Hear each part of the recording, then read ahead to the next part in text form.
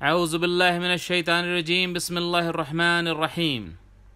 السلام علیکم ورحمۃ اللہ وبرکاتہ۔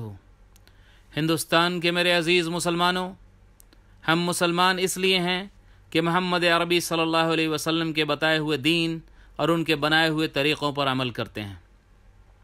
جب ہمارے آقا صلی اللہ علیہ وسلم نے کہا کہ رمضان ہے تو ہم نے صیام کا اہتمام کیا، اور جب آپ صلی اللہ علیہ وسلم نے فرما دیا کہ عید ہے تو ہم نے افطار کر لیا۔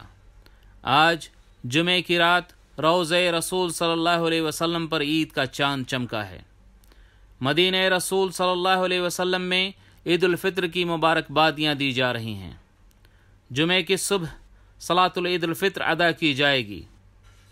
یاد رکھیے، جس وقت اللہ کے رسول صلی اللہ علیہ وسلم نے چاند کا انشقاق کیا تھا تو عین اسی وقت ہندوستان کے مورخین نے اس واقعے کی چشمدیدی تسجیل کی تھی۔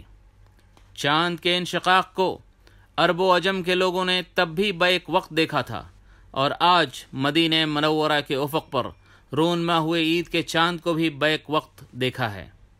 لیکن دشمنان ملت اسلامیہ آپ کو مدینہ منورہ کے روضہ رسول صلی اللہ علیہ وسلم کے عید سعید سے الگ کرنا چاہتے ہیں، لہٰذا آپ کو اپنی جہالت اور کفار و مشرکین کے قوانین کی تابعداری پر کھڑا کیے ہوئے ہیں۔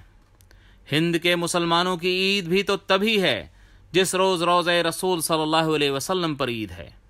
آئیے سب مل کر سرور کائنات محمد مصطفیٰ صلی اللہ علیہ وسلم کے ساتھ عید منائیں۔